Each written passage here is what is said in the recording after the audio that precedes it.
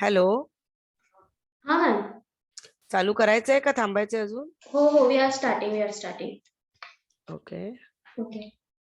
Good evening to everyone present for Sandu Vicharved session. I am Dr. Madhuri Bhogan, Research Associate at Sandu Pharmaceutical Limited, one of the renowned manufacturers trusted in Ayurveda since 1899. I would like to welcome you all to the first session of Sandu Vicharved of the year 2022. Sandu Vicharved is a knowledge sharing and gathering platform where valuable information covering health and research is exchanged.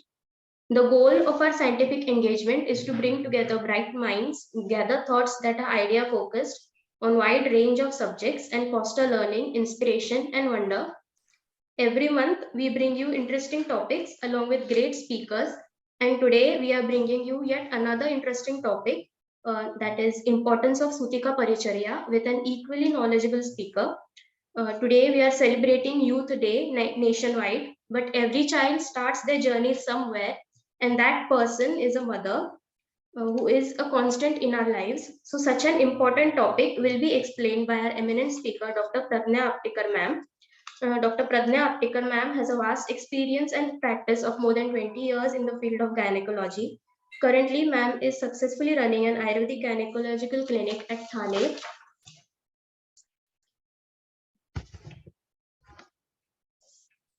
Here, ma'am is conducting numerous minor and major gynecological surgeries as well as deliveries. Dr. Pradnya Aptekar ma'am is the president of Ayurved Vyaspit Thane. As a speaker, ma'am has delivered many lectures in colleges, CMEs, workshops, and in national and international seminars. Ma'am is also involved in raising awareness regarding menstrual hygiene, menstruation, PCOD, cervical and breast cancer with respect to Ayurvedic perspective, and conducted many camps at school, colleges, and villages.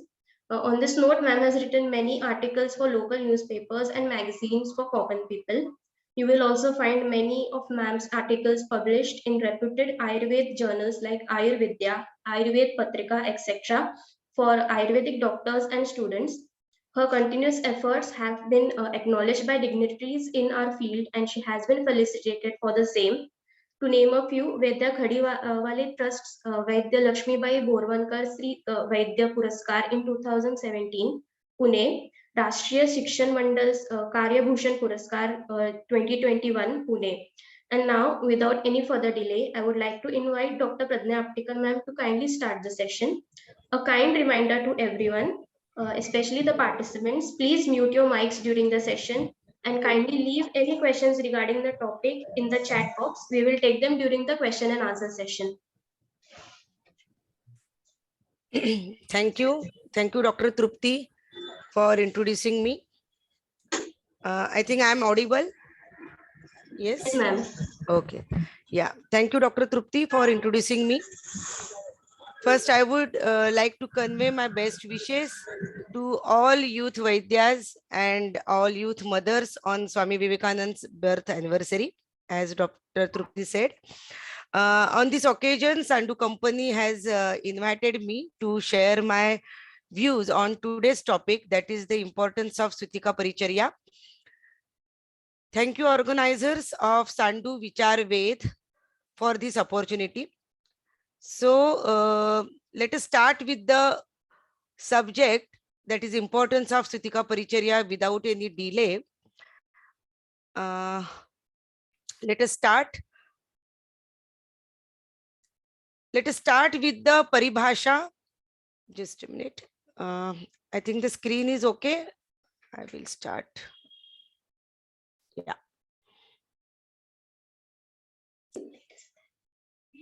Ma'am, screen share kara once again. Once again? No, it's visible, visible. Visible? Yeah. Yeah. Okay. Thank you. So let us start with the subject. First, we will discuss about the Paribhasha of Sutika. What do you mean by Sutika?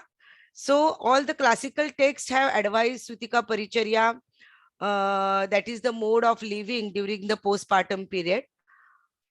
And with this, all the classical texts also defined what do you mean by Sutika. But the Kashyap Samhita, in Kashyap Samhita, the Kashyap Maharshi has given the explicit description about Sutika and her mode of living. He defines who is Sutika. He says that after delivery of the fetus, till the placenta is not expelled out, the woman cannot be called as Sutika. That means, in simple language, the Sutika term is used only after the expulsion of placenta. So सभी आचार्यों ने अपरापतन के पश्चात सुतिका परिचर्या का विधान किया है. प्रसव होने के बाद, अपरा गिरने के बाद ही स्त्री को सुतिका कहा जा सकता है. Then there are many opinions about the Sutika Kala. Charaka has not given any specific puerperal duration, but all other classics have given definite period and definite period of specific dietetics. That is the management of a puerperal woman, which can be considered as a normal puerperal period. That is the postnatal period. There are different opinions about Sutika Kal. Charaka and Vagbhata suggest 1.5 month regulated specific diet and mode of living for Sutika. Some said that the woman should be called as Sutika till does not restart her menstrual cycle. That is Punaha Artava Darshanat. Kashyapa mentions for 6 months.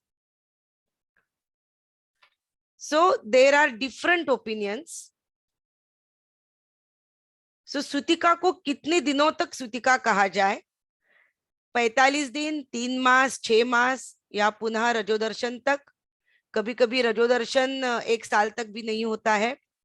सो विभिन्न मत विभिन्न ग्रंथकार प्रदर्शित करते हैं, लेकिन रूढ़ी और परंपरा और ग्रंथ के विभिन्न मत और सम मॉडर्न डिस्क्रिप्शन जो हम बाद में देखेंगे, उस सब मत का अगर हम एवरेज निकालते हैं तो प्रसव के बाद 45 दिन यानी 1.5 महीनों तक स्त्री को सुतिका कह सकते हैं.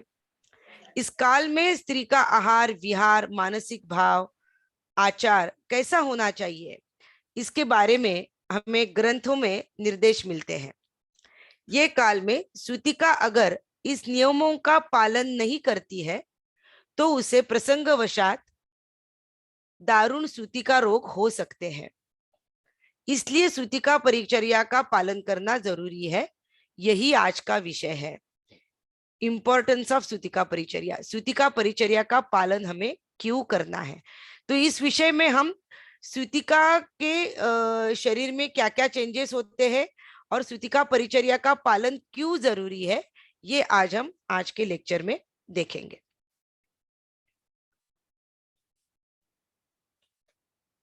तो after delivery, the woman become very weak or emaciated due to 9-month development of the fetus, and she can feel the Shunya Sharira Avastha, that is emptiness of body due to Dhatu Kshay. Then due to Dhatu Shaithalya, that is the laxity of muscles, the perineal muscles, then the abdominal muscles, ligaments, and labor pains, and there is also blood and fluid loss. The woman or the Sutika feels Shunya Shariratva. Hence, she has many systemic and local symptoms for which she needs proper care. तो यहाँ slide में आपको दिखाई देगा, जैसे कि सार्वदेहिक अवस्था में रक्तक्षय, बलहानि, अग्निमांद्य, वात प्रकोप, क्लेद प्राधान्य। डिलीवरी के प्रसव दरमियान जो किया हुआ प्रवाहन जो है नॉर्मल डिलीवरी में, जो प्रवाहनात वात प्रकोप, बलहानि, उदर और योनि मांस सानु स्नायु शैथिल्य, वृक्ष गुण वृद्धि। स्थानिक लक्षणों में हम सूतिका को व्रणित कहते हैं, जैसे वामदेवीय प्रसव दैट इज सिजेरियन सेक्शन अगर हुआ है तो उदर प्रदेश में व्रण है, योनि में व्रण है, एंड साक्षात गर्भाशय में भी व्रण है, क्योंकि प्लासेंटा अपरा निर्गमन के बाद उधर भी व्रण तैयार हो जाता है, तो उसे हम व्रणित कहते हैं। देन स्थानिक लक्षणों में योनिशूल, अधोदरशूल, स्तनशूल। स्तन्य जननार्थम अब धातु का उपयोग किया जाता है, रस धातु का उपयोग ज्यादातर होता है, इसीलिए डिहाइड्रेशन जैसे सिम्टम्स उसके शरीर में इनिशियली तैयार हो जाते हैं। मानसिकता सुकुमार अवस्था स्त्री की होती है। यहाँ में सूतिका जो है वो क्षीण मांसबल होती है। 9 महीने का गर्भपोषण और प्रसव की वजह से गर्भाशय, गुद, बस्ती, योनि, ये जो गुद और बस्ती जो सद्य प्राणहर मर्म है, योनि भी, त्रावर्ता योनि भी मर्म सदृश अवयव समझी जाती है। ये अवयवों में शैथिल्य, दौर्बल्य और वात प्रकोप हो जाता है। इस अवस्था में मिथ्याचार होता है तो सूतिका रोग उत्पन्न हो जाते हैं। तो इसीलिए आज हम सूतिका परिचर्या का पालन क्यों जरूरी है ये हम देखेंगे। थोड़ा हम मॉडर्न साइंस, क्योंकि संहिताओं में थोड़ा कम हमें एक्सप्लेनेशन मिलता है, तो थोड़ा हम मॉडर्न साइंस का भी एक्सप्लेनेशन देख लेते हैं। So just look at the slide. This is the slide of uterine involution. जैसे नॉन प्रेग्नेंट स्टेज से 90 महीने तक आप देखिए फंडल हाइट कैसी दिखाई देती है। So just see the changes during the postpartum period according to the modern science. Uterine involution is the main process after the delivery. So what do you mean by involution or the uterine involution? It is the process by which the uterus is transformed from pregnant to non-pregnant state. This is the time during which the mother's altered anatomy, physiology, and biochemistry returns to the non-pregnant state. This period is characterized by the restoration of ovarian function to prepare the body for the new pregnancy. इसीलिए स्त्री को पुनर्जन्म, ये जो प्रसव अवस्था है उसे पुनर्जन्म कहा जाता है, नया जन्म मिलता है स्त्री को। The uterus increases in the size and weight during the pregnancy because of estrogen, progesterone, and chronic stretching of myometrium due to the growing fetus. After the birth of the fetus, the uterus weighs about 1 kg and the uterine fundus is at the level of umbilicus. Just look at the right side picture. The fundal height is at the delivery at the umbilical level. After about 2 weeks, the uterus is no longer palpable abdominally. The weight of the uterus drops to about 50 to 60 grams after 6 weeks after delivery. So at delivery, the uterus is at umbilical level and weighs about 1 kg. And after 6 weeks, it just only 50 to 60 grams as the non-pregnant stage. So here we are, now we will look at the little bit anatomy of the pelvic floor. This is the pelvic diaphragm, the deepest muscle layer. You can see the anterior and the posterior view. Here you can see the urogenital diaphragm, the urethra anteriorly, the middle one is the vagina, then the anal canal. You can see the levator ani muscles which are cut during the episiotomy or the any perineal tear. So when we discuss about the involution, we discuss, or we have to think about the uterine involution as, and side by side we have to think about the placental site involution, cervical and vaginal involution, changes in the pelvic floor muscles, that is the muscle layer involution, and the urinary tract involution. So we can see here step by step. So first is the uterine involution. The separation of placenta occurs in the decidual layer. After delivery, the placental site contracts to about 50% of its original site. The contraction and the retraction of the placental site causes the occlusion of the spiral arteries. And so it is the important process in the prevention of postpartum hemorrhage. इसीलिए अगर नहीं होता है contraction of the uterus, that is the tonicity, that depends upon the tonicity of the uterus. अगर atonicity है तो atonic PPH, जो this is the main cause of PPH, so ये हो जाता है. तो the contraction of the placental bed is important. There is infiltration of placental blade by the inflammatory cells and this superficial layer is shed. इसीलिए जो मैंने पहले भी इनिशियल स्लाइड में कहा था कि पेशेंट को, सूतिका को हम व्रणित कहते हैं, क्योंकि एक्चुअली जो प्लेसेंटा सेपरेट हो जाता है तो वहां व्रण तैयार हो जाता है. There is a wound. So this uterine cavity is reepithelialized except for the placental bed after about 10 days. तो 10 days तक इनिशियली सूतिका को ब्लीडिंग होता रहता है. Reepithelialization of the area of the placental bed does not occur until about 6 weeks post delivery.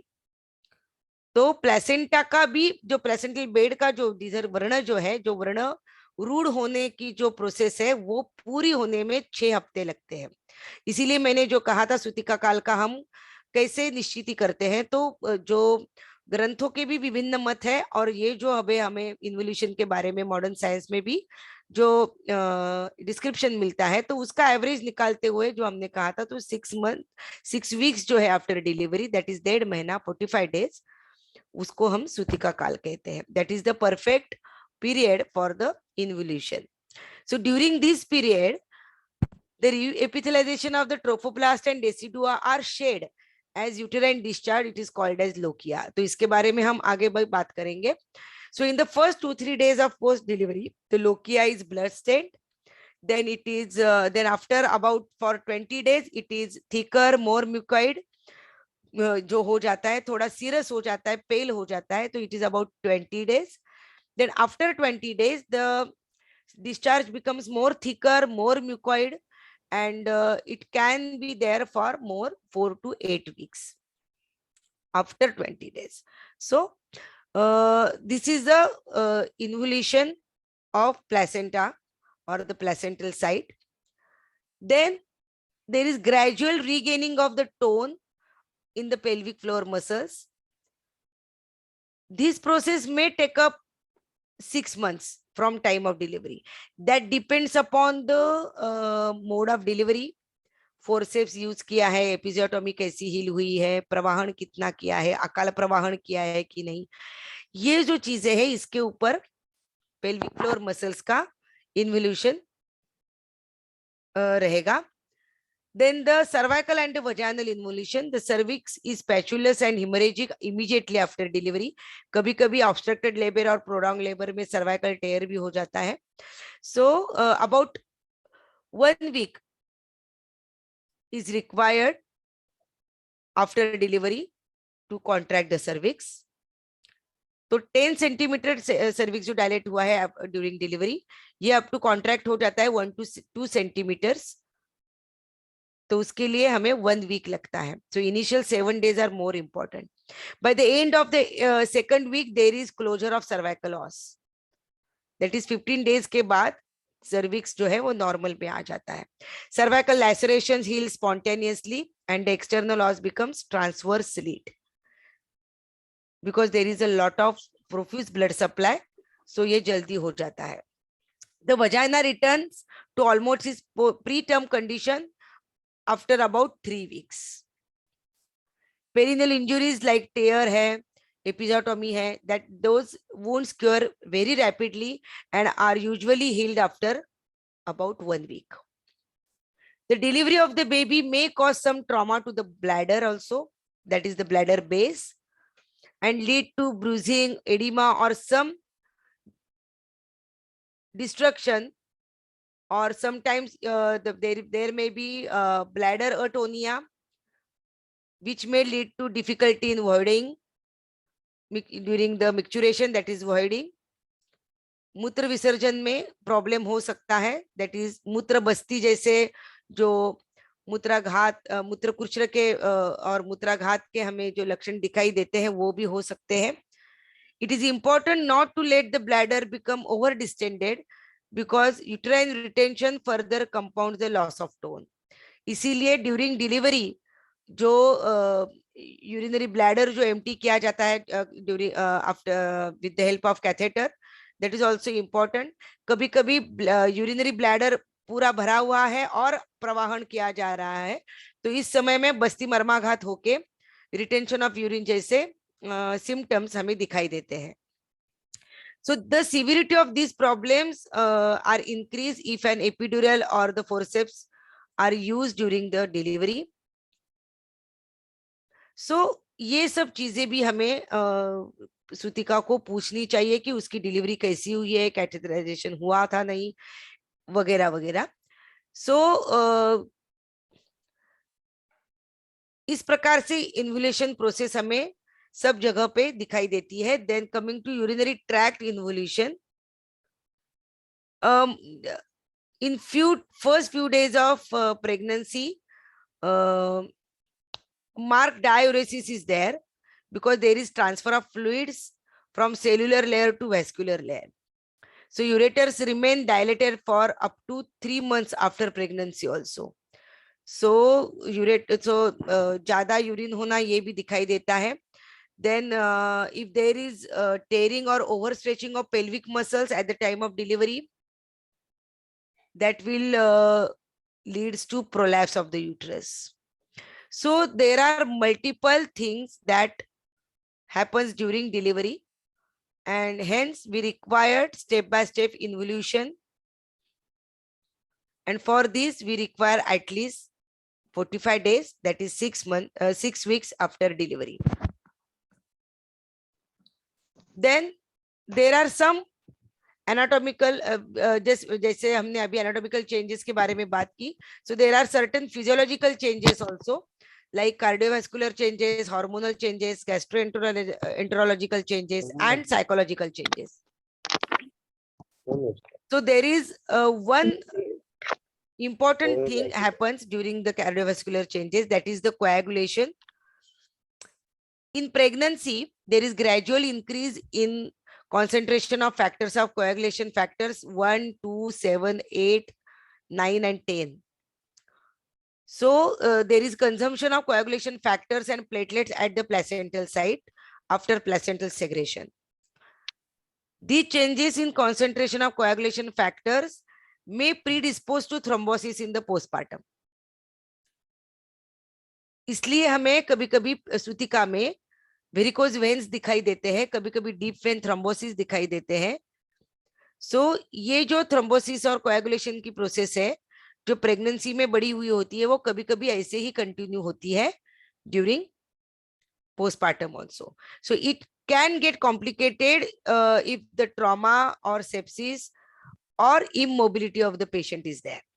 So after cesarean section, patient को mobile करना जरूरी होता है. So such type of peripheral care is also necessary to avoid the deep vein thrombosis.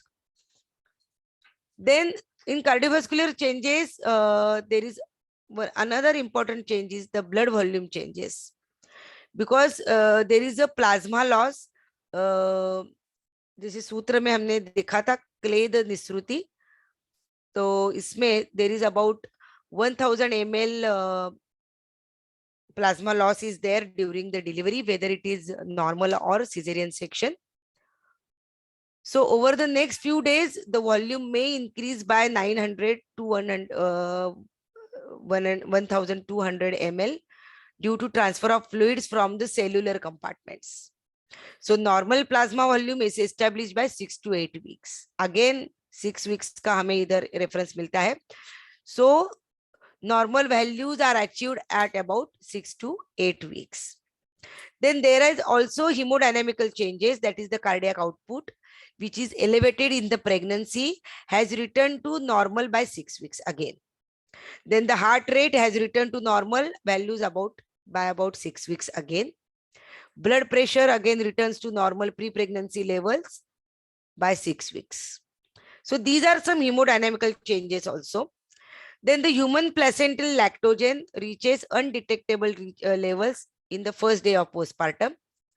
Then the HCG, this is the जिसकी वजह से UPT positive दिखाई देती है, that is the human chorionic gonadotropin levels falls to very low levels by the 7th day. तब तक अगर initially 7 day पे अगर हम यूरिन प्रेगनेंसी टेस्ट करें या बीटा HCG लेवल्स करें तो वो पॉजिटिव आ सकते हैं up to 7 days. Then the progesterone levels falls below luteal phase by the 3rd day only, and that enhances the prolactin level and we get the lactogenesis. इसीलिए स्तन्य जनन जो होता है वो बहुत बार तीसरे दिन के बाद हमें दिखाई देता है. Then the estrogen levels, follicular levels are reached by non-lactating women by about 21st day. इसीलिए किसी सूतिका में हमें 1 महीने के बाद या 1.25 महीने के बाद फिर से पुनरार्तव दर्शन दिखाई देता है. और जैसे जैसे अगर प्रोलैक्टिन लेवल ज्यादा है, अच्छा है, स्तन्य जनन अच्छा है, तो एस्ट्रोजन लेवल नॉर्मल पे नहीं आता है, तो this is the normal contraception. So इसीलिए जब स्तन्य जनन है तो हमें पीरियड्स नहीं दिखाई देते हैं. देन प्रोलैक्टिन लेवल जो है तो वो धीरे धीरे बढ़ती है. Then the release of prolactin is increased by the nipple stimulation. जैसे जैसे बच्चा सक करेगा तो प्रोलैक्टिन लेवल बढ़ेगा. So ये जो है prolactin has been associated with the relative refractoriness of the peripheral ovary. So this effect appears to due to the prolactin causing a disturbance in the release of luteinizing the hormone by anterior pituitary and not because of the direct effect of the prolactin at the ovary. So जैसे मैंने कहा था prolactin जब बढ़ता है तो luteinization नहीं होता है और इसकी वजह से पीरियड नहीं आता है. So that is the compensation of the prolactin for the luteinized hormone. So इसकी वजह से पीरियड नहीं आते हैं. That is the physiological amenorrhea during during the lactating phase or in the lactating woman. Then the thyroid stimulating hormone, they are also very low in the first 2 weeks, and there is slow increase to the levels that occur in the follicular phase during the 3rd week. So thyroid के changes भी इसमें दिखाई देते हैं और इस समय में अगर आहार विहार का पालन न करें तो जो थायराइड लेवल डिस्टर्ब होते हैं वो ऐसे ही डिस्टर्ब रहे तो सूतिका काल में बहुत से पेशेंट को हाइपोथायराइडिज्म डिटेक्ट हो जाता है, वो आगे जाके वैसे ही कंटिन्यू होता रहता है. Then there are significant differences in the time of onset of menstruation between lactating and non-lactating women. The first menses are usually preceded by an anovulatory cycle. So delivery के बाद जो पहला cycle आता है वो normally anovulatory cycle ही रहता है. Most of the non-lactating women have ovulated by 90 days post delivery. 3 months के बाद ovulation चालू होता है. ऐसे बहुत से स्त्रियों में दिखाई देता है. This is on an average. Exception is the rule. Then जो most common gastroenterological हमें दिखाई देता है that is the constipation. So initially there is constipation for the first 3 to 4 days post delivery due to the factors such as dehydration. जैसे मैंने कहा कि approximate 1000 ml का plasma loss होता है. Then the low oral intake, then the lack of tone, the pelvic muscles भी हमें उधर भी perineal injuries है तो उसकी वजह से the reflex inhibition of defecation may occur due to the painful perineum. So that may lead to the constipation and sometimes piles. So normal function gradually becomes established within 6 to 8 weeks. So these are some anatomical and physiological and biochemical changes happens during the postpartum period. So now coming to lochia, that is the discharge. This is the lochia is the that is the name is that given to the discharge from the uterus, which lasts for 3 to 6 weeks. So you can here see the picture, the color of the lochia. So the discharge for the first few days is mainly blood. So the color is red. For the next 7 to 10 days, it is paler serous loss, become yellowish or orangish color for 6 weeks or initially 3 to 4 weeks. Then it becomes very pale or yellowish, whitish for 45 days, 21 to 45 days. So first it is called as lochia rubra, that is red, then lochia serosa, that is reddish yellowish, and lochia alba, that is yellowish whitish. So it consists of fibrinous products, decidual cells, red blood cells, leukocytes. There may be organisms that are normal bacterial flora in the vaginal tract, that is anaerobic streptococci, E. coli, Clostridium welchi, Staphylococci, etc. If there is mixed growth of such organism, then there is not evidence of infection in the genital tract. The lochia is alkaline in nature. So in such alkaline media, if proper care is not taken, the infection may get spread into the vagina and then to the uterus and then to the peritoneal cavity. So you see that then again it's today's important topic is that hence there is the importance of Sutika Paricharya. So there are certain do's and don'ts to be followed during this period because the vaginal pH is alkaline. ये condition में कुछ भी गलती होती है तो infection is more common. तो अगर इन्फेक्शन होता है तो infection is suggested by the pyrexia and offensive lochia. तो इसका प्रमाण जो है द क्वांटिटी एंड क्वांटिटी बढ़ जाती है. There is offensive, that is the huge amount of lochia and followed by the foul smell and followed by the fever. So history में हमें ये भी जरूर देखना है. देन पेशेंट जब हमारे पास आती है तो we have to examine her. So clinically we have to examine per abdomen, per vaginal, breast examination, blood pressure and the TPR chart. So you can see here again I have come to the first slide or the second third slide, that is the involution of the uterus. So watch for the uterine descent. तो कभी भी patient आपके पास आती है तो you have to see the involution of the uterus. अगर आपके पास patient 1.5 महीने के बाद आती है और फिर भी आपको यूट्रस उसका अगर एब्डोमिनली पाल्पेबल होता है तो that means something is wrong. तो इसका डिसेंड नहीं हुआ है तो हमें वो देखना है. So immediately after delivery the as we said the first day the fundal height is at the level of umbilicus. During next few days the fundal height decreases 1 to 2 centimeters per day. That is on the 6th or 7th day it is middle of the umbilicus at the pubic symphysis, at the level of pubic symphysis, and on the 9th or 10th day it should not be palpable abdominally. So within the 10 to 12 days the uterus becomes pelvic organ, that is it should be there. So watch for the amount of bleeding, especially 2 hours for to rule out PPH. Then examine the breast and nipples. With this when sometimes the nipples may be small, retracted, very big nipple, baby cannot suck the milk properly. In such scenario the patient may need nipple shield or the milk extraction to avoid the breast abscess. Then the low blood pressure and the tachycardia shows the patient is having severe PPH. In case of PIH, that is the pregnancy induced hypertension, you should keep watch for the high blood pressure also, because if the BP is not settled, hemodynamical changes are still there, the patient may land up into seizures, that is the eclampsia after delivery also. So we have to keep watch on the blood pressure in cases of pregnancy induced hypertension.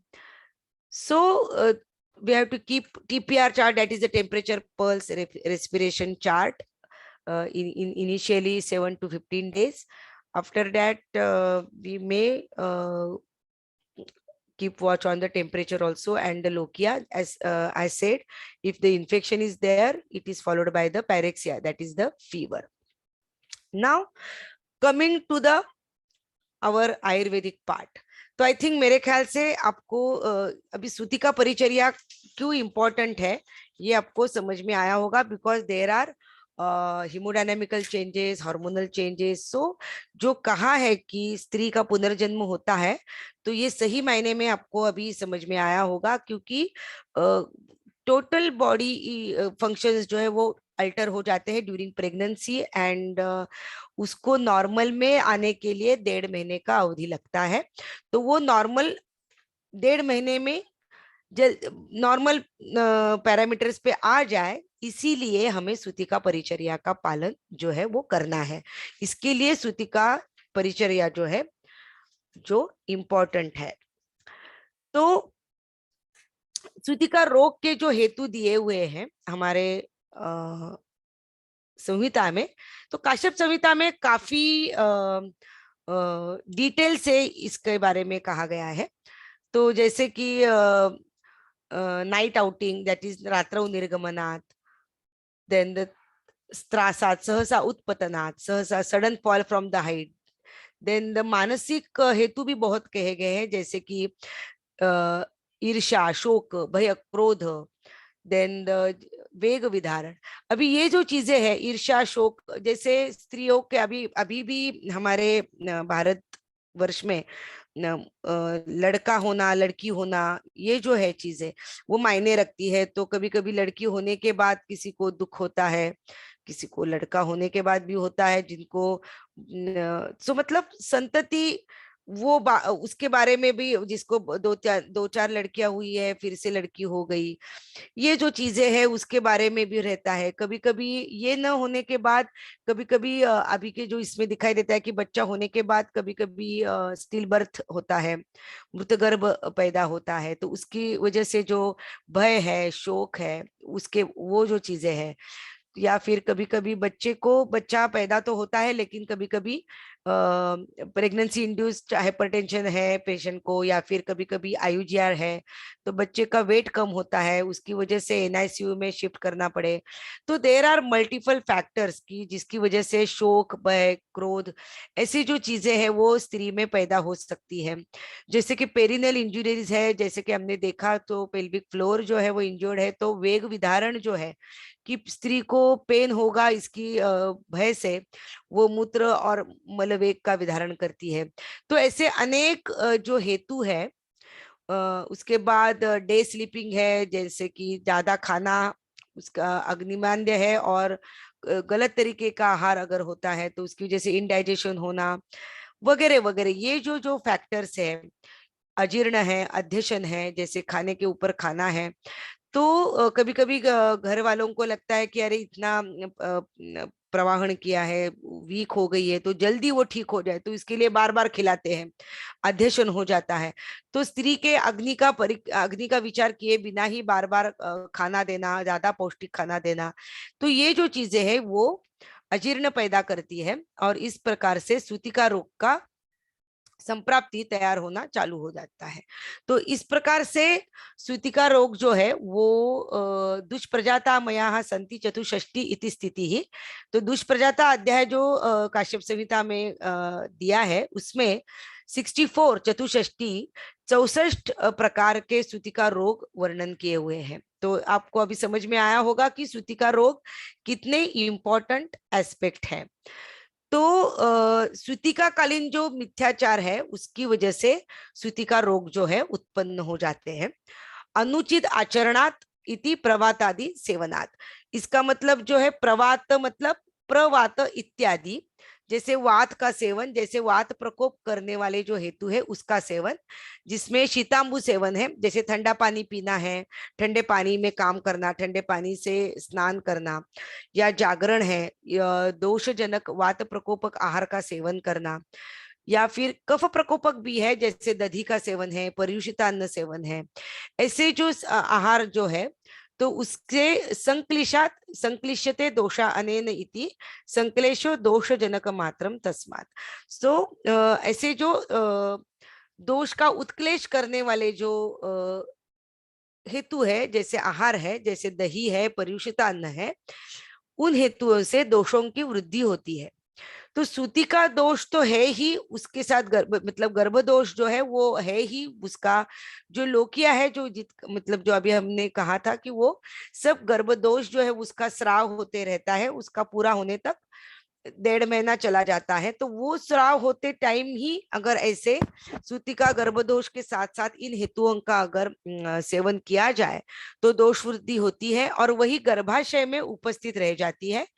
कभी कभी गर्भाशय से तिर्यकगामी होके भी अन्य अवयवों में आश्रय पाकर अन्य स्रोतों के भी व्याधि उत्पन्न कर सकती है। सो काश्यप ने सूतिका को होने वाले ऐसे चतुष्षष्टि मतलब 64 व्याधियों का वर्णन किया हुआ है दुष्प्रजाता अध्याय में। और उसके साथ साथ सूतिका उपक्रमणीय अध्याय जो है उसके उस अध्याय में भी 10 और व्याधियों का वर्णन मिलता है। तो कुल मिला के 74 दैट इज 74 व्याधियों का जो वर्णन जो है हमें सूतिका रोग के रूप में मिलता है। सो उदाहरण के लिए अगर हम देखें तो अभी टाइम के हिसाब से मैंने सब स्लाइड्स में नहीं लिया है, तो आप काश्यप संहिता में जरूर पढ़ सकते हैं। तो उदाहरण के लिए अगर हम देखें तो उसका वर्गीकरण किया जाए तो आर्तवह स्रोतस में हमें योनि भ्रंश है, योनि क्षत, योनि शोथ, ऐसे कुल मिला के 6 व्याधि है। मक्कल, विद्रदी, रक्तगुल्म, रक्त प्रदर, ऐसे 6 व्याधि। तो आर्तव स्रोतस में कुल 12 व्याधियों का वर्णन है। वात व्याधि में शाखावात, अर्दित, अपतानक, कंप, ऐसे 8 व्याधियों का है। मूत्रवह स्रोतोस में मूत्र संग, मूत्र ग्रह, ऐसे 2 व्याधियों का वर्णन है। मनोवह स्रोतस में प्रलाप, उन्माद, अनिद्रा, मोह, ऐसे 4 व्याधियों का उल्लेख किया गया है। जैसे कि वो we can correlate this with the postpartum साइकोसिस। देन सार्वदैहिक व्याधियों में शोफ है, ज्वर है, भ्रम है। सो इस प्रकार से और भी कई व्याधियों का वर्णन है। कुल मिला के 74 व्याधियों का वर्णन हमें मिलता है। तो ये व्याधियों को इतना इंपॉर्टेंस क्यों देते हैं हम? क्योंकि ये जो व्याधि है वो कृच्छ्र साध्य या असाध्य भी हो सकते हैं। कभी कभी स्त्री की मौत भी हो सकती है, क्योंकि ये सब व्याधियों की शुरुआत जो है सूतिका दोष या गर्भ दोष से होती है। सूतिका के सभी रोगों के लिए त्रावर्ता योनि की दृष्टि यही समवाय कारण होती है। इसलिए प्रसव इतिहास और सूतिका कालीन 1.5 महीने में परिचर्या का इतिहास जानना बहुत जरूरी है। सर्वधातु का ह्रास, दौर्बल्य, रक्तक्षय, वात प्रकोप, इन कारणों से सूतिका का शरीर जो है वो शून्य शरीर जैसा हो जाता है। इसके बारे में पहले मैंने कहा था। इसलिए ये शून्य शरीर अवस्था जो है, इसमें इस समय में कोई भी व्याधि अगर होता है तो वो कृच्छ्र साध्य या असाध्य हो जाता है। जैसे कि इम्यूनिटी जो है वो बिल्कुल भी नहीं होती है। इसी के लिए श्री का शरीर ऐसे कोई भी व्याधि का मतलब इस अवस्था में स्त्री का शरीर क्या बल कम होता है, मतलब रुग्ण बल कम है और व्याधि बल ज्यादा है। तो ऐसे जब अवस्था होती है तो इस अवस्था में व्याधि जो है वो कृच्छ्र साध्य या असाध्य हो जाता है। इसलिए केस हिस्ट्री जब हम लेते हैं तब हमें प्रसव कैसे हुआ, नॉर्मल हुआ, सिजेरियन हुआ, प्रोलॉन्ग लेबर है, ऑब्स्ट्रक्टेड लेबर है, या फिर अपरापतन कैसे हुआ, अपरापतन बच्चे के जन्म के बाद कितने टाइम में हुआ। नॉर्मल अपरापतन 15 या 20 मिनट में होता है। उससे अगर ज्यादा टाइम लगता है तो वो कोई विकृति निर्माण करता है। तो जैसे कि रिटेन प्लेसेंटा है तो मैन्युअल रिमूवल ऑफ प्लेसेंटा, जैसे एमआरपी ये प्रोसेस को कहते हैं, वो करना पड़ा क्या, या पीपीएच हुआ था क्या, तो अपरापतन के पहले रक्तस्राव अतिरिक्त रक्तस्राव हुआ, या अपरापतन के बाद अतिरिक्त रक्तस्राव हुआ तो अटोनिक पीपीएच था क्या। तो इस प्रकार की टोटल हिस्ट्री जो है वो हमें जरूर लेनी चाहिए। इस बारे में मैं एक उदाहरण हमेशा मेरे स्टूडेंट्स को भी कहती हूँ, तो आपको भी जरूर शेयर करना चाहूंगी। अभी जो पुराने जमाने की एक एक्ट्रेस हुआ करती थी, स्मिता पाटिल करके, शायद नए स्टूडेंट को पता है कि नहीं पता नहीं, लेकिन she was a very good actress, Smita Patil. तो उसमें उसकी मौत जो हुई थी, तो वो विद इन डिलीवरी के बाद 1 महीने के अंदर ही या 15 दिन के अंदर ही हुई थी। तो उसके जो सिम्टम्स थे, तो वो बिल्कुल पूरी तरह सूतिका रोग की तरह थे। और उस समय में जैसे वो अच्छे हॉस्पिटल में होने के बावजूद भी उसकी मौत हो गई।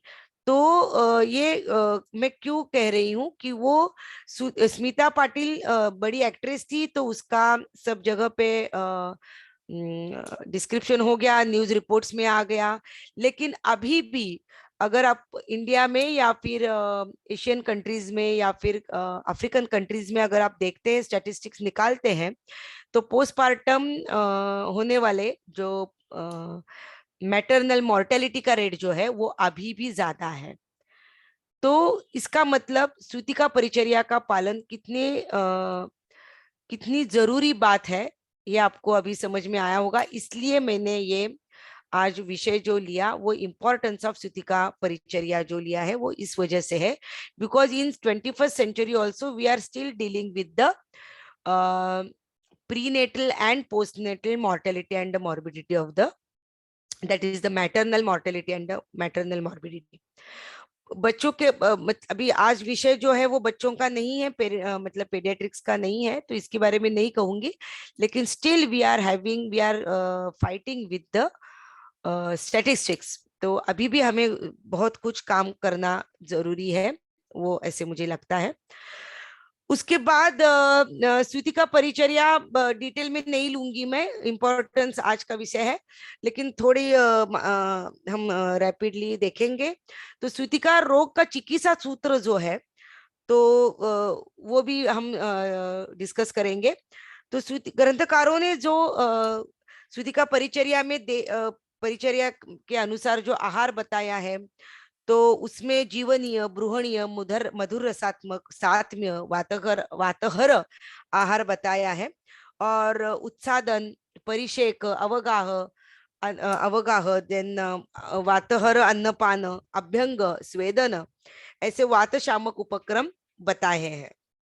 तो सूतिका रोग शांत्यर्थम कुर्याद वातहरी क्रिया, जो भी हमें करना है वो वातहर उपक्रम हमें जरूर करना है।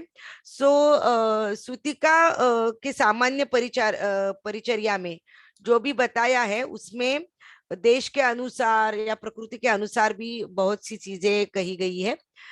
तो उसमें सूतिका के सामान्य परिचर्या में अल्प भोजन, जैसे कि अग्निमांद्य है, तो अग्नि के अनुसार अल्प भोजन, ऐसा नहीं है कि उसको हमें उपवास में रखना है, लेकिन जो लघु आहार है उसको हमें देना है। अल्प भोजन, अग्नि के अनुसार भोजन, स्निग्ध पथ्यकर भोजन, देन नित्य अभ्यंग और स्वेदन कराना जरूरी है। तो कम से कम 45 डेज तो हमें उसका ध्यान रखना बहुत जरूरी है। और स्वेदन कराना वो उपयुक्त कहा गया है। और उसके साथ साथ व्यायाम, मैथुन, दैट इज व्यवाय, क्रोध एंड शीत सेवन का निषेध बताया गया है। तो रक्षोघ्न और हितकर उपचार जो है वो हमें जरूर करने हैं। तो इसमें प्रशस्त विधि जो बताए हैं वो अभ्यंग, स्वेदन, धूपन, पट्टबंधन और प्रयोग निषेध जो कहा है, तो उसमें निरूह बस्ती, सिराव्यद, नस्य एंड विरेचन कर्म जो है वो निषेध उसका कहा है। इसका मतलब ये हमें नहीं करने हैं।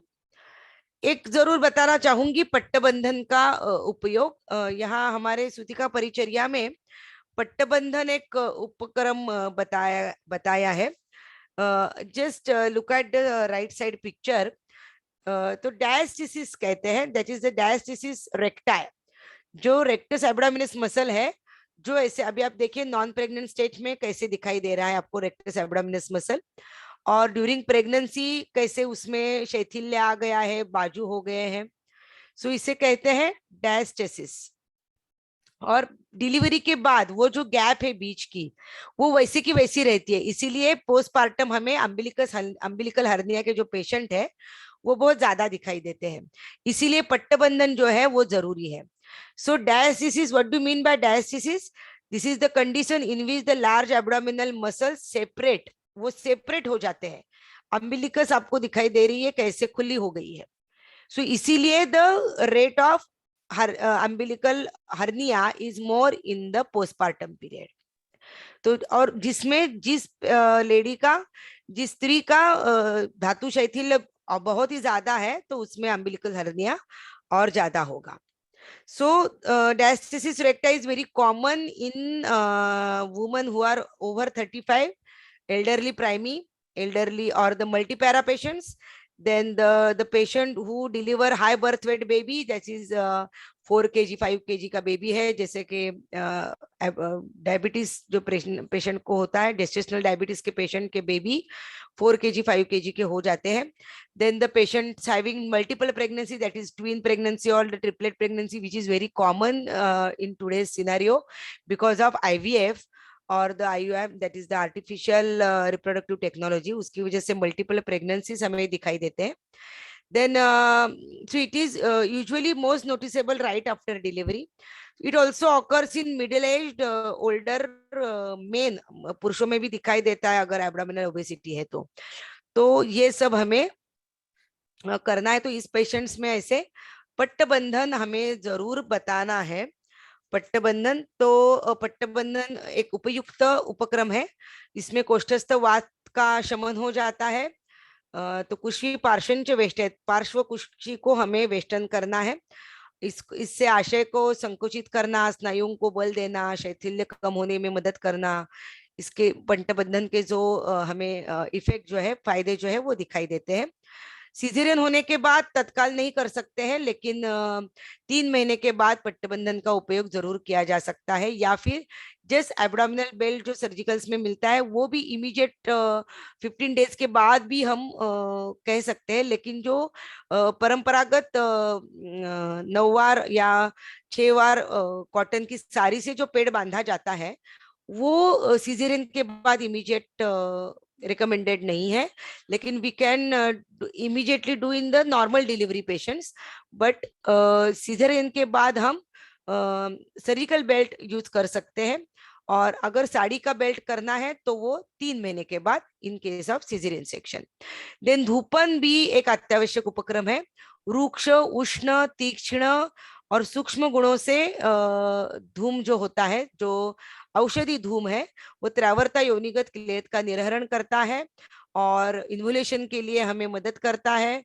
और जो पेरिनियल मसल्स है, फ्लोर है, उसमें ताकत देना, इन पे इन्फेक्शन नहीं करना है। तो असेप्टिक प्रिकॉशंस भी हो जाते हैं उससे, जंतुघ्न भी होता है धूम। तो ये धूपन भी काफी उपयुक्त विधि है। तो सघृत धूपन उपयुक्त होता है, नहीं तो रुक्षता और बढ़ जाती है। तो सस्नेह, कुष्ठ, गुगुल, अगरू, अजमोदा, ऐसे निम्ब पत्र, ऐसे बहुत सी चीजें हैं जिससे हम धूपन जरूर कर सकते हैं। तो सूतिका का आहार मैंने एक चार्ट में दिखाया है आपको। इसमें दधी, मत्स्य, मांस और परियुषित अन्न सभी प्रकार के सूतिकाओं के लिए वर्ज्य है। जैसे कफवात प्रधान आनूप देश में अलग हमें देना है, वातपित्त प्रधान प्रकृति है या वातपित्त प्रधान देश है तो हमें अलग तरीके का आहार उसे सजेस्ट करना है।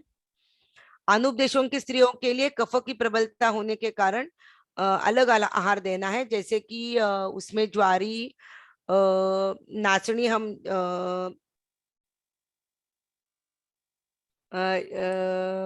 नहीं बोलेंगे, लेकिन उसमें कुलथ और बाजरी ज्यादा बोलेंगे। और जैसे मूलक बोलेंगे। वात पित्त प्रधान में कुष्मांड बोलेंगे, लेकिन आनूप देश में कुष्मांड नहीं बोलेंगे। जैसे मेथी है, मेथी इज यूजफुल इन कफवात प्रधान सूतिका एंड कफवात प्रधान देश। लेकिन अगर आपकी पेशेंट वात पित्त प्रधान की है तो उसमें मेथी नहीं हमें एडवाइस करनी है, उसमें पालक, चाकवत, ऐसी चीजें करनी है। दाढ़ी उसमें चलेगा। लेकिन पपई जो है वो वात पित्त प्रधान में नहीं चलेगी, लेकिन कफवात प्रधान में चलेगी। इस प्रकार से आप देख ले सकते हैं इसमें। तो अभी टाइम 5 बज गए हैं, तो just we will be little bit very fast.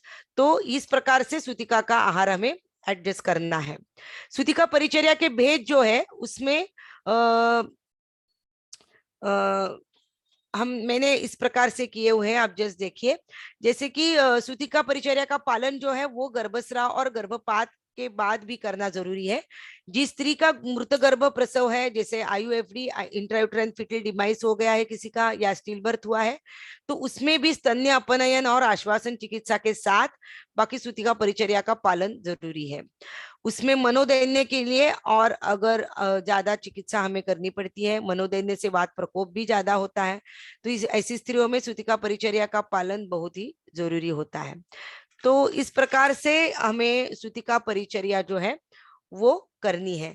तो सूतिका परिचर्या का चिकित्सा सूत्र जो रहेगा वो है अग्निदीपन, क्लेद निर्हरण, वातशमन, रसादि धातु पोषण और वर्धन, स्तन्यवर्धन, बलवर्धन, और इधर मैंने लिखा नहीं है व्रण का भी, तो व्रण भी रूढ़ होना है। तो व्रण रूढ़ होने के लिए सूतिका परिचर्या इस प्रकार से ये चिकित्सा सूत्रों के आधारित हमें चिकित्सा करनी चाहिए। तो इसीलिए जो भी आप आहार विहार औषधि इस्तेमाल करें, क्योंकि अलग अलग अभी मेरे ख्याल से यहाँ वैद्य जुड़े हुए हैं आज, तो आप कहीं भी प्रैक्टिस कर रहे हो, तो कोई भी आप आहार विहार और औषधि अगर आप इस्तेमाल कर रहे हैं तो वो इसी चिकित्सा तत्वों के ऊपर आधारित होनी चाहिए। तो ऐसे अगर हम देखा जाए तो सांडू कंपनी का मैं इधर जरूर अभी आज ये काढ़े जो है सांडू कंपनी के, जो बालन काढ़े उन्होंने बनाए हैं, तो इसके बारे में जरूर बोलना चाहूंगी। वैसे बाकी के मतलब परंपरागत जो वैद्य है, अनुभवी वैद्यों ने ऐसे ये जो हमें अपने चिकित्सा के तत्व देखे उसी पे आधारित ऐसे बालन काढ़ा जैसे सूतिका कालीन क्वाथों का निर्माण किया है। ऐसे इस प्रकार से 3 काढ़ों का इस्तेमाल किया जाता है। उसमें नंबर 1 का काढ़ा जो है वो प्रसव पश्चात प्रथम 10 दिन के लिए, नंबर 2 का काढ़ा 11 से 20 दिन के लिए, और नंबर 3 का काढ़ा प्रसव पश्चात 21 से 45 दिन तक हमें देना है। तो इस प्रकार से नंबर, अभी एक एक काढ़े का एक शॉर्टली हम थोड़ा डिस्क्रिप्शन देखते हैं। जैसे नंबर 1 का काढ़ा जो है तो वो यूट्राइन इन्वोलेशन के लिए उपयुक्त है। So it cleanses uterine cavity by removing the impure blood. तो ये फर्स्ट 10 दिनों में हमें देना है। तो जो वात का शमन करता है, इसीलिए पेन, बैक एक, बॉडी एक, वजाइनल पेन जरूर कम हो जाता है। तो इस प्रकार से काढ़ा जो है इसमें रासना है, एक एक द्रव्य भी इसमें दिखाई दिया है। हम जस्ट एक रैपिड उसमें देखते हैं, जैसे कि गुडुची, देवदार, श्रृंगी, रिंगणी, धमासा, रासना, वासा, कुटकी, किरायत, विडंग, शुंठी, नागरमुथा, धातकी पुष्प, गुड़, और ये जो है तो इस प्रकार से ये उसमें हमें कार्य दिखाई देता है। वुंड हीलिंग प्रॉपर्टी है, एंटीपायरेटिक, एंटीस्पाज्मोडिक। देन धमासा जो है वो थ्रोम्बोलिटिक एक्टिविटी करता है, जैसे कि मैंने अभी कहा था कि आपको कोएगुलेशन जो प्रोसेस हमें दिखाई देती है, तो डीप वेन थ्रोम्बोसिस का जो काम होता है वो उससे कम होता है। कंटकारी है, एंटीपायरेटिक, एंटी इन्फ्लेमेटरी, एंटीबैक्टीरियल।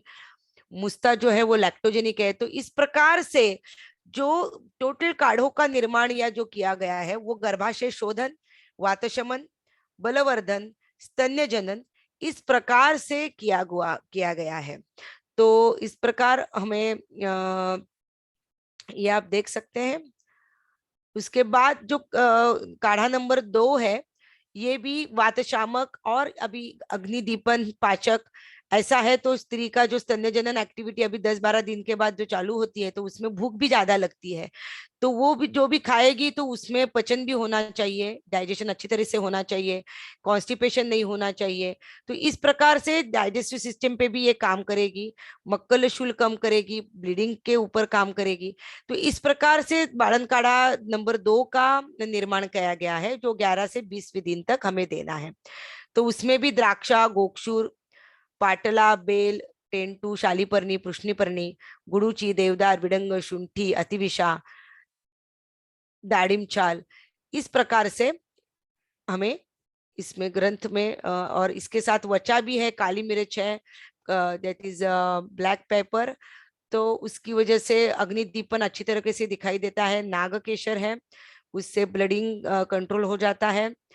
तो इस प्रकार से जैसे जायफल और वचा, ये जो चीजें हैं वो सुगंधी मात्रा में, और लवंग, दालचीनी, ये सुगंधी मात्रा में सुगंध सिर्फ देती नहीं है, इसके साथ साथ वो अग्निदीपन भी करते हैं, मनोदैन्य कम करती है, स्तन्य जनन करती है। तो इस प्रकार से देन बालन शेप, जैसे शतपुष्पा भी है इसमें, तो इससे काफी ओवेरियन फंक्शन जो है वो रिस्टोर हो जाता है। तो इस प्रकार से एंटीस्पाज्मोडिक, वुंड हीलिंग, एनाल्जेसिक और anti fungal, anti bacterial, anti inflammatory जो प्रॉपर्टीज है वो बालन काढ़ा 2 में हमें दिखाई देते हैं। देन बालन काढ़ा 3 जो है वो पोस्टपार्टम स्ट्रेंथ और लैक्टोजेनेसिस के लिए है। जैसे कि अभी तक देखा कि 20वें दिन तक इन्वोल्यूशन काफी हो जाता है, और उसके बाद स्तन्य जनन बढ़ाना है, और जो पेल्विक मसल्स है और यूट्रस है उसको स्ट्रेंथ देनी है। तो ये वात शमन करेगा, सप्तधातु पोषक भी रहेगा, बलवर्धन करेगा। जो शून्य शरीरत्व आया था स्त्री को, उसमें वो काफी पोषण देगा। तो इस प्रकार से बालन काढ़ा नंबर 3 जो है वो इम्यूनिटी बूस्टर करके काम करता है। तो वो हम 45 दिन तक भी दे सकते हैं, आगे भी दे सकते हैं, जिस प्रकार पेशेंट को सूट होता है इस प्रकार से आप 1, 2 और 3 जो है वो काढ़े इस्तेमाल कर सकते हैं। तो 3 नंबर का काढ़े में भी जीरा, पिपली, कचोरा, नागर मुसा, दैट इज मुस्ता, कंकोड़, नागकेशर, इलायची, गुड़ूची, तो ये भी antispasmodic, analgesic, then rejuvenator, then anti inflammatory, और चित्रक जो है इसमें वो एंटी फर्टिलिटी कहा गया है, तो वो नेचुरल कॉन्ट्रासेप्शन का काम करेगा। तो पहले 3 महीने तो फिर से प्रेगनेंसी नहीं रहनी चाहिए, इसके लिए वो अच्छी तरीके से काम करता है। तो analgesic, anti inflammatory, then ashwagandha है, इसमें वचा भी है, तो वो पोस्टपार्टम साइकोसिस में भी काम करती है, हेल्दी स्लीप पैटर्न एडजस्ट करती है। तो इस प्रकार से हमें बालन काढ़ा नंबर 1, 2, 3 जो है वो इस प्रकार से काम कर सकते हैं। इस प्रकार से और भी कई सारे कल्प है, जैसे सूतिका भरण है, प्रताप लंकेश्वर है, शतावरी कल्प है, सौभाग्य शुंठी पाक है, चित्रखरित की अवलेह है, वासावलेह है, बहुत बहुत बहुत सारे कल्प जो है वो ग्रंथ में आए हुए हैं, आप ग्रंथ में जाके जरूर देख सकते हैं। तो जिस प्रकार से आपके यहाँ पेशेंट को तकलीफ हो, इस प्रकार से हम उसका यूज कर सकते हैं। तो अभी जो हमने देखा, तो इसीलिए सूतिका परिचर्या जरूरी है, कि सूतिका परिचर्या से लाभ हमें क्या मिलता है, कि गर्भवृद्धि से जो माता के सभी शारीर धातु शिथिल हो जाते हैं, प्रवाहन की वेदना, क्लेद और रक्तस्राव में विशेष रूप से सूतिका शरीर जो शून्य शरीरत्व उसको जो महसूस होता है, तो उसका सूतिका परिचर्या परिपालन से उसको नया शरीर मिलता है, पुनर्नवी भवती, जो पुनर्जन्म जो कहा गया है वो इस रेफरेंस के माध्यम से कहा गया है। तो उसका शरीर जो है, उसकी धातुएं जो है वो पूर्ववत हो जाती है, और इम्यूनिटी या व्याधि क्षमत्व जो है वो बढ़ जाता है। तो अभी जो कोरोना का जो समय चल रहा है, तो उसमें तो ये और भी महत्वपूर्ण रहेगा। तो सूतिका जो अभी ये कोरोना काल में जो जो गर्भवती महिला है वो प्रसव हो रहा है, तो उसमें भी कोरोना के साथ साथ हमें जो कोरोना के लिए वैदिक क्षमत्व भी बढ़ाना है, और इनऑल भी वैदिक क्षमत्व जो बढ़ाना है, तो उसमें सूतिका परिचर्या का पालन जरूर करना है। तो मेरे ख्याल से मुझे अभी रुकना चाहिए, और फिर एक बार मैं सांडू विचार वेद के व्याख्यानों की श्रृंखला में मुझे बोलने का अवसर देने के लिए सांडू कंपनी और संयोजकों की मैं आभार प्रदर्शित करना चाहूंगी। धन्यवाद। Thank you so much. धन्यवाद। Thank you very much ma'am. Thank you. यहाँ पे कुछ प्रश्न आए हैं। ओके। तो हम थोड़े 1-2 प्रश्न लेते हैं। यस, जरूर जरूर। Okay, ma'am. Myself, Dr. Shraddha Gosavi, and I'm working here as Assistant Manager, Medical Sales. So first question is from Dr. Seema Patel. can we do Abhyanga and Swedan after cesarean section also? Yes yes, जरूर कर सकते हैं। सिर्फ जो caesarean की wound जो है उसको छोड़ के, और पेट में हमें मसाज नहीं करना है। जो संवाहन जरूर कर सकते हैं, हल्के हाथ से तेल जो है वो लगा सकते हैं, लेकिन वुंड पे जो मसल के जो मसाज किया जाता है नॉर्मली सूतिका का, वो हमें नहीं करना है। लेकिन कटी प्रदेश, उरु प्रदेश, जैसे सख्ती, वो जो जो वात के स्थान है उसमें हमें जरूर करना है, कोई प्रॉब्लम नहीं। Okay. स्टिच रिमूवल के बाद हमें करना है, ये ध्यान में रखें। डॉक्टर श्रुति जी ने पूछा है कि after caesarean section if there is a no breast milk production at all then what should be the line of treatment? अगर अभी इसमें ना हमें बहुत सी चीजों का ध्यान रखना पड़ता है। स्तन्य जनन क्यों नहीं है, तो अगर अगर हम स्तन्य के ये अगर देखते हैं, स्तन्य नाश के जो हेतु बताए हैं, तो उसमें जैसे मैंने कहा था, ईर्ष्या, शोक, भय, क्रोध, ये भी कहा गया है, मन संताप भी कहा गया है। तो उसकी प्रेगनेंसी जो है अगर बहुत ही टेंशन में, स्ट्रेसफुल कंडीशन में गई होगी, या फिर जिस पेशेंट को बहुत दिनों के बाद बच्चा हुआ है, ऐसी चीजें हैं, तो उसमें स्तन्य की निर्मिति नहीं होती है। दूसरी बात होती है, कभी कभी ड्यूरिंग डिलीवरी अगर बहुत रक्तस्राव, जैसे मैंने कहा था, पोस्टमार्टम हिमरेज अगर बहुत ज्यादा हुआ है, तो उसमें हमें स्तन्य प्रवर्धन नहीं दिखाई देता है। तो कारण जानने के बाद हम लाइन ऑफ ट्रीटमेंट बता सकते हैं।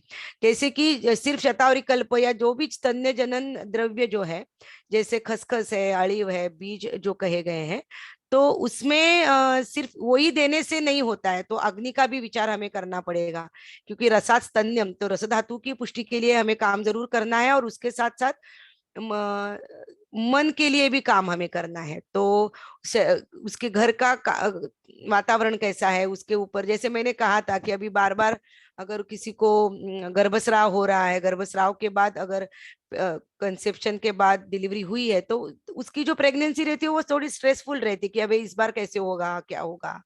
या बच्चा कभी कभी क्या होता है, एनआईसीयू में शिफ्ट किया जाता है, तो नॉर्मल स्तन्य जनन के लिए द स्टिमुलस, द जो निपल का सक्शन जो है, that is the positive feedback, that वो प्रोलैक्टिन के लिए।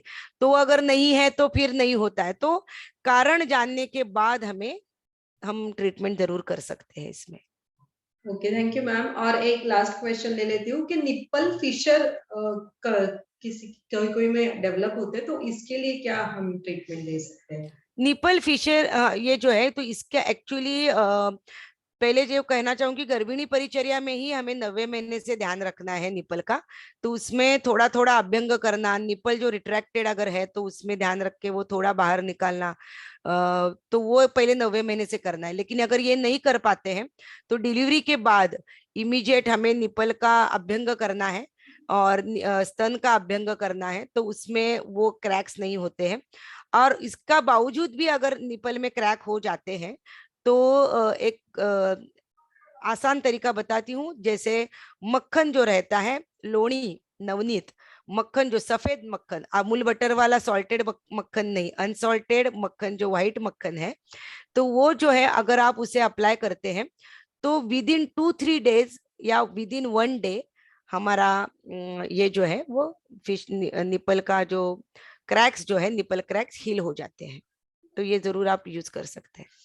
यस मैम, बहुत सारे प्रश्न आ रहे हैं अभी, लेकिन मुझे लगता है समय के रहते मैं मैडम के पास आपके सबके क्वेश्चन भेज देती हूँ, और उनके जो आंसर मैडम दे देंगी मैं आपको आपके तक पहुंचाने की जरूर कोशिश करूंगी। और मुझे लगता है सूत यानी धागा, अम्बाइलिकल कॉर्ड, जब बेबी छूट जाता है तो उसके बाद वो सूतिका में टर्न होती है। तो थैंक यू वेरी मच, आपने एनाटॉमी, फिजियोलॉजी से लेके आहार विहार तक, सामान्य परिचर्या तक बहुत ही आसान शब्दों में हमें सूतिका परिचर्या पढ़ाई। Thank you very much for your valuable time, and as well as thank you for the patients listening, to the listeners also, and be associated with Sandu Vicharved. Thank you very much. We'll meet Thank once you. again in the next session. Thank you, Yes, ma'am. thank you, Dr. Shraddha. Thank you, Sandu Vicharved organizers. Thank you so much.